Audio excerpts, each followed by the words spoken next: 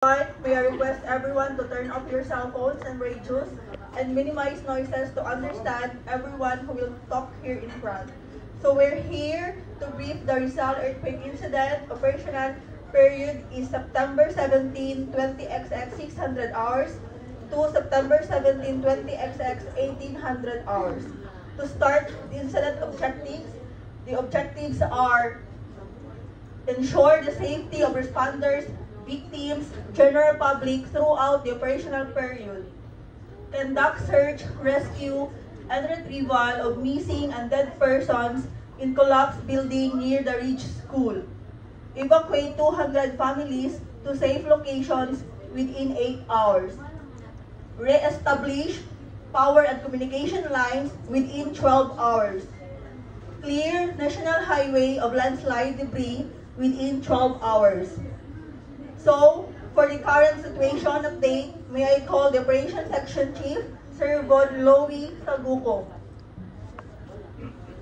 Good morning. Good morning, everyone. So, as of September 15, 20XX, so the southeastern area or the region XX was naigo siya og earthquake, no linog, and it was assessed as the moderate earthquake, which is diri dapit sa southeastern medyo na igo jud, no medyo lisod na lay mga guba pod nga part jud. So as of September 17, 20XX, which is the 0600 hours, so naay mga ongoing nga operations na hitabo ug at this moment requested ni Mayor ng mga responder na abot na and they are ready for deployment. And medyo napatay mga aftershock na mga ma-experience. And for the updates, naatay pulo na nga reported death, no? And there are 200 families have been displaced. Several missing person is naadto sa mga collapsed building, especially sa Ridge School, which is the eastern part of Rizal. So as of this moment, sa area wala tay kuryente dito, hina ang communications o ang atong Boca Bridge damage siya. So mas maayo kung iwasan nato siya mangita tag other road kasi dili passable ang ato ang dalan ron as of this moment. So may I remind you also let us focus on the objectives, the priorities of our municipal mayor, which is to save and sustain life, provide humanitarian assistance to affected populations, and of course to restore critical liveliness. Yun na po muna. Salamat. So, thank you, sir. So, for the weather forecast, the weather is fair. The wind is 17 km per hour of the southwest, and the temperature is 28 degrees Celsius. For our operational assignments, let me call once again our Operations Section Chief, Sir Von. Once again, good morning. So for our assignment, we have divided our groups. We have divided into two groups and two divisions, and two groups, no? So for Division A, which is diri mo ma-focus sa north part sa ato ang sa Rizal, which is composed of 3 task force. First is the task force for clearing, which ang leader ninyo is si Sir John Ray Tahong, sir. Naba si Sir John Ray? Yes, sir. Okay. So, ang inyong focus is to clear the northern portion of National Highway of landslide debris. And of course, ang inyong drop point is on drop point 1, Dremo. Drop point 1, Dremo, ang inyong drop point. And you're expected there na maabot mo nito is 0.545 hours. And ang inyong pick-up time after is 10 hours. And we have also for task force for evacuations, which is ang inyong leader ay si Tanggol Montenegro. Sir, nano sir? Okay, very good. So ang inyong focus is for evacuations of displaced families within the northern portions. No, dito mo siya inyong focus. And of course, the drop point 1 mo since isa na mo og divisions. And we also have our MET or the mobile education team, which led by Teacher A, ma'am, nakadri ma'am. Okay, present. So, inyong focus, ma'am, inyong work assignment is to debrief or debriefing of distressed individuals, especially ang atong mga pupils. Okay? And, of course, sa ato ang Division B, which will focus on sa mas severe siya nga area nga damage, which is the southeastern part of Rizal. So naatay po itulo ka task force, which is first is for clearing, which is led by Ma'am Joanne Servidad, ma'am. Nasi ma'am. And ang iyong focus po ma'am is to clear southeastern portion of National Highway of landslide debris. And for task force 2, we have for restoration, we have led by Ma'am Sir Humabon. Sir. Yes, sir. Okay? So, ang inyong role po, inyong assignment is to restore power and communication line within the southeastern portion. And of course, last we have for task force for evacuation, which ang inyong leader po is si Sir Alfred. Sir. Yes, sir. Okay? So, ang inyong focus po, yung assignment is for evacuations of displaced families within the southeastern portion. Okay? So, ang inyong drop point po is sa drop point 2, dire mo po na area ang inyong drop point, and you're expected to have to come there in 0.55 hours, and your pickup time is 18.05 hours. Okay? And let's go for our groups. We have divided into task force SARMED, no? Which ang focus. First, we have task force SARMED 1, which ang inyong leader po is si Ma'am Sheila Imutya. Ma'am, are you here? Okay? So, ang inyong work assignment po is to conduct search and rescue and retrieval. Of course, apil na po ang provide of medical services, focusing on our rescue, our responders. And we also have a task force SARMED 2, which is led by Sir Abi. Sir. Sir. Lulog naman itong Sir SARMED 2. Anyway, it's the same focus po. Ang inyong buhaton po is to conduct search and rescue and retrieval, and of course to provide medical services for our rescue team. And we also have task force SARMED 3, which is led by Sir Born. Sir. Yes, sir. Okay? The same work assignment po, ang inyong buhaton, and your drop point is on drop point 3. Dire mo po.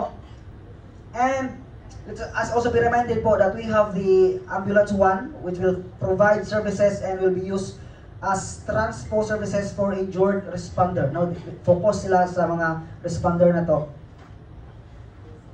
And lastly, we have also a group for firefighting. O wala tayo task force, but we have the single resource, no? Which sila po mag-lead sa ilang team. We have for FA, our fire engine, we have one, lead by Sir Onyok. Sir. Yes, sir. Okay?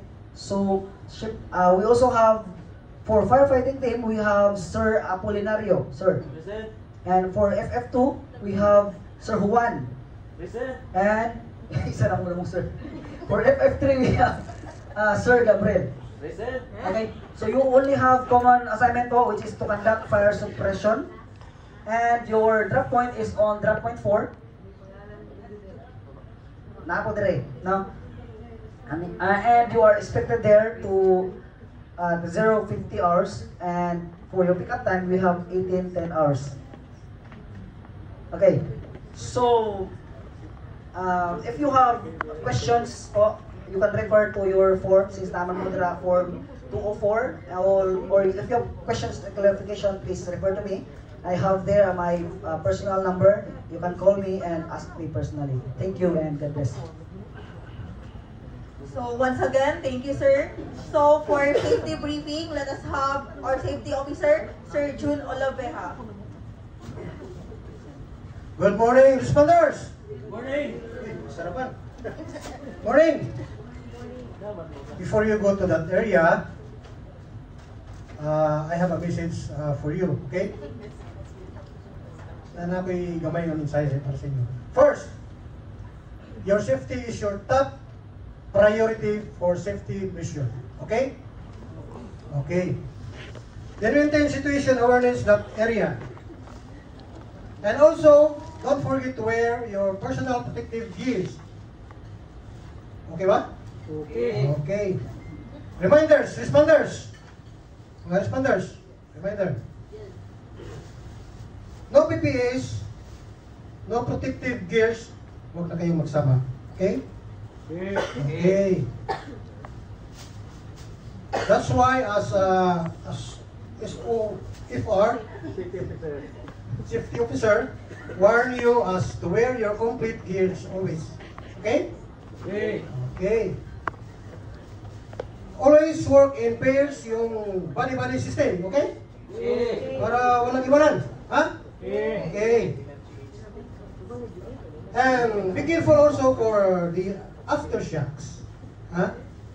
Aftershocks. Ganyan talaga yung safety measures natin, no? And watch out for falling debris. May hard hat ka? Meron, sir. Okay. I said a while ago, put in your mind, huh? That your safety is your top priority for yourself. Okay? Okay. Responders, alam niyo na gagawin niyo? Sir.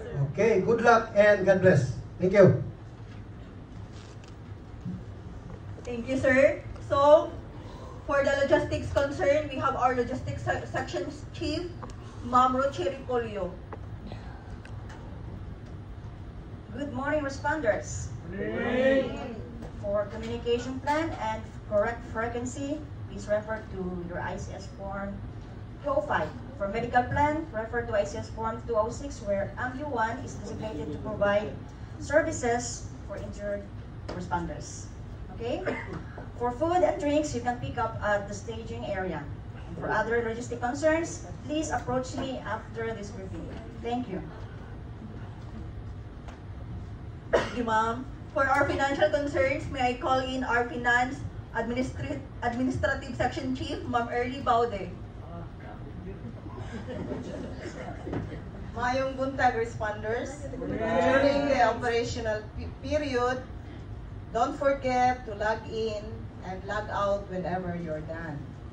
Any reimbursements or any expenses incurred for reimbursements, procurements, damage to properties, injuries must be reported, accounted, and properly documented. Be safe, everyone, and God bless. Thank you, ma'am. So, for our information plan and updates, we have Public Information Officer, Sir Lemuel Brillante. Buenos dias, responders.